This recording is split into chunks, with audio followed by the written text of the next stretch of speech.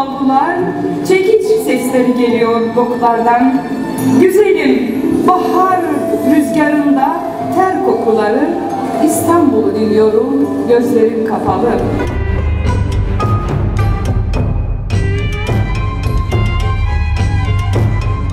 Ecdadımızın emaneti, mimarisi ve tarihi önemiyle dünyanın yüzük taşı kabul edilen TÜKOV Kapalı Çarşı, 1. sanatsal etkinliklerimizin ilk serisi olan resim sergisiyle başlamış bulunacağız inşallah.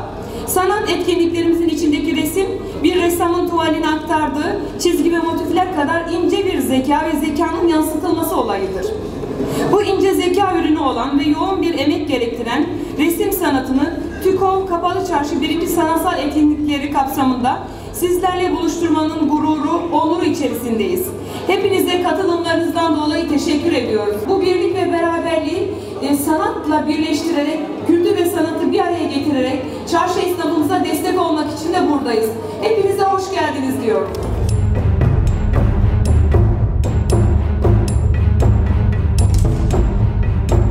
Değerli misafirler, muhterem hazırın, hoş geldiniz. Kapalı Çarşımızda bir sanat etkinliğini ihya etmek arzu ettik. Dolayısıyla kıymetli resim sanatçılarımız bu işe iltifat ettiler. TÜKOV Vakfı bu işi üstlendi ve Kapalı Çarşı'nın bununla başlayan ve bundan sonra devam edecek olan etkinliklerinde inşallah hep beraber olacağız. Bunun şöyle bir faydasının olacağını düşünüyoruz. Belki buradaki 50-100 kişi, 200 kişinin bu işi takip etmesi çok önemli olmayabilir ama işte basınımız ve duyurularımızla kıymetli sanatçılarımızın Kapalı Çarşı içerisinde yapmış oldukları bu aktivite tahmin ediyorum basında ses getirecek, televizyonda ses getirecek ve Kapalı Çarşı'nın adı bir kez daha fazlasıyla duyulmuş olacak. Bundan dolayı biz mutluyuz ve bize bu konuda destek veren, Kapalı Çarşımızda bu işi yapmak arzusunu ortaya koyan, gönlünü ortaya koyan sanatçılarımız, değerli sanatçılarımız Memiş Aslan ve Mine Barışık hanımefendiye çok teşekkür ediyoruz. TÜKOV Vakfı'na Şahin Bey'in şahsında çok teşekkür ediyoruz. Esnafımıza teşekkür ediyoruz. Anlayış gösterdiler, bize bu sokağı açtılar ve bizimle beraber bu hareketi desteklemiş oldular. Kapalı Çarşımızın inşallah ülkemizin de içinde bulunduğu sıkıntılardan dolayı zor zamanlar yaşıyor olabilir. Bu pek çok sahada, pek çok semtte de böyle. İnşallah bundan sonra gelecek günlerin iyi olmasını dileyelim, umalım. Ben 50. sene oldu Kapalı Çarşı'dayım. Böyle sıkıntılı zamanlar gördük. Ama bunlar hep biraz sabırla geçti. İnşallah sabredebilirsek, dayanabilirsek güzel günler olacak. 555 yıllık tarihi bir mekanda böyle bir işin yapılması da ayrı bir önem kazanıyor. Burası bir AVM değil. Bence değil, ben bir AVM dedikleri zaman çok hoşlanmıyorum bundan kendi adıma. Burası çarşı pazar, böyle kurulmuş, böyle gitmesi lazım. Burası kendisiyle, köpeğiyle, bilgisiyle, bilgisiyle bir çarşı ve bu çarşıyı biz bu şekilde muhafaza ederek gelecek nesillere taşımamız icap ediyor. Kapalı Çarşı Yönetim Kurulu olarak bu iradeyi koyduk. İnşallah bu iradenin arkasında da esnafımızın da bize desteği gelecek. En büyük destek esnaftır burada. Mülk sahipleridir, esnaf arkadaşlardır. Bunlar da bu gayreti gösterirlerse biz bu işlerin altından kalkarız ve Kapalı Çarşı'yı belki ikinci kurucuları olarak tahmin edemeyeceğimiz yerlere taşımış oluruz diye düşünüyorum. Bu toplantı benim bunları söylemem için güzel bir vesile oldu. Katılımlarınız için çok teşekkür ediyoruz ve sanatçılarımıza da bize bu imkanı verdikleri için ve tekrar TÜKOV Vakfı'na ve esnafımıza teşekkürlerimizi bildiriyorum, saygılar ve sevgilerimi sunuyorum.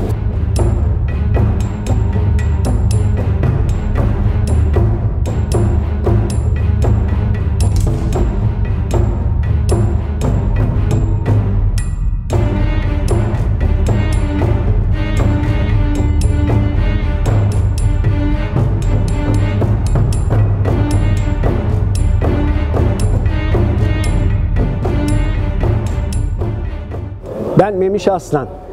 Ben diyerek başlamak çok çirkin ama işte adımız soyadımız var. Sunalım. Kapalı Çarşı adı üstünde Kapalı Çarşı. Dünyada bir örneği daha olmayan büyük çarşı mantığının ilk deklarasyonudur. Kapalı Çarşı çok önemli, dünya ekonomisinin çok önemli bir tavrıdır içindeki yer alışı anlamında. Adı üstünde Kapalı Çarşı, asaletine bakar mısınız? A, V, M değil. Oradaki ruhsuzlukla buradaki içi dolu ruhu birbirine karıştırmayın. Dünyanın en imza olmuş çarşısı, dünyanın en kimlikli çarşısı bu büyük çarşıdır.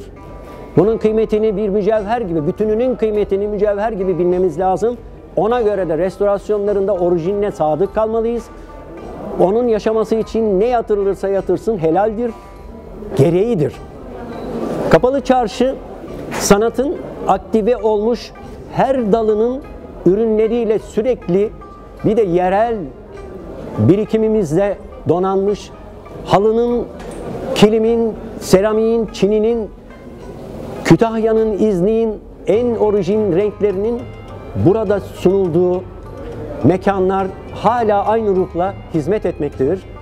Bunu bir şekilde içinde yaşayan insanlar yaşam kaynakları olarak sürdürürler.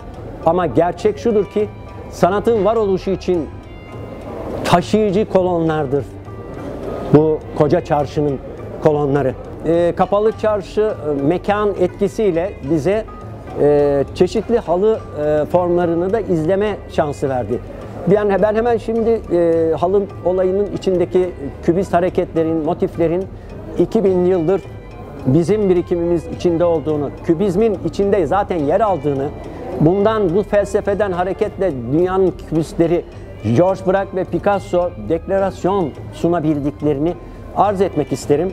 Çünkü bizim kaynaklarımız çok zengin ama neden özgün imzalar olarak bizler böylesi özgün sanatçılar, imzalar yaratamıyoruz, yapmıyoruz, sunamıyoruz?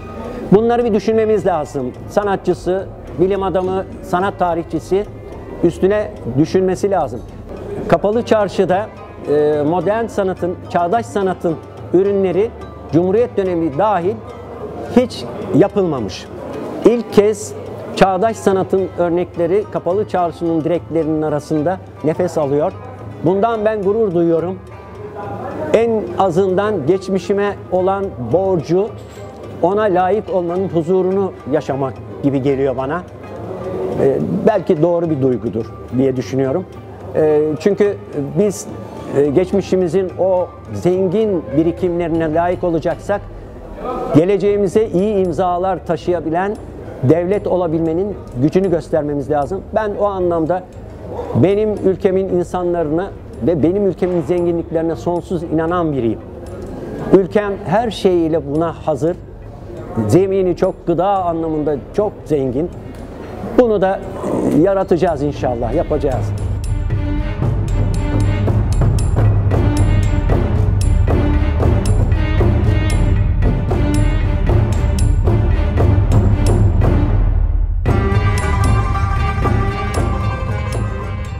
İsmim Mine Barışık, Sakarya Üniversitesi resim bölümü mezunuyum.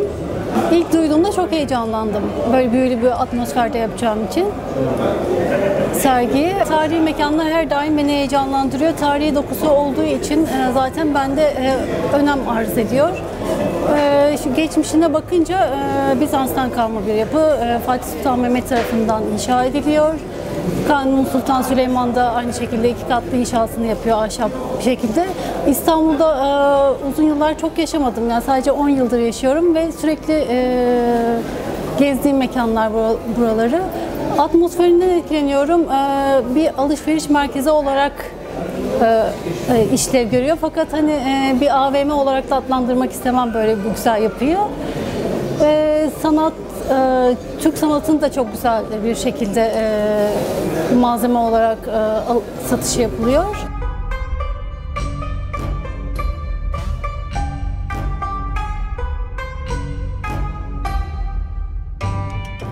İran kültürüne, Persiyan kültürüne karşı bir ilgim vardı. Oradan yola çıkıp da hat yazısına karşı ilgim arttı. Daha sonra kurs eğitimi aldım hatla ilgili. Resim ve hattı nasıl birleştirebilirim, Doğu ve Batı'yı nasıl gösterebilirim diye düşündüm üzerinde ve ortaya da Doğu ve Batı kültürünü yansıtan bir çalışma çıktı. Resim sanatıyla birlikte Doğu'ya ait yansımalar var, hat yazısı. Burada da bu çalışmamda da eski Osmanlı padişahlarının giymiş olduğu tılsımlı gömlekler, üzerinde Ayet-el Kürsü ve Kul Eûzü Birabbil Felak ve Nas suresi geçiyor. Çok etkilendiğim bir gömlek olduğu için de resmetmek istedim. Batı, evet, resim sanatı Batı'ya ait bir sanat. Fakat o tabii Batı'nın da ayrı bir güzel modernliği var. Batı ve Doğu'yu birleştirmek istiyorum, sentezlemek istiyorum. Hedefim bu. Bundan sonraki çalışmalarım da yine sentez şeklinde gidecektir. Çünkü inanıyorum ki Türk kültürü gerçekten çok zengin. Türk sanatı çok zengin olduğunu düşünüyorum ve bunu bir nebze de olsa ortaya çıkartmak isterim. Ufacık bir katkım da olsa bir şeyler yapmak isterim Batı ile birlikte. Batı sanatı ile birlikte kullanmak isterim.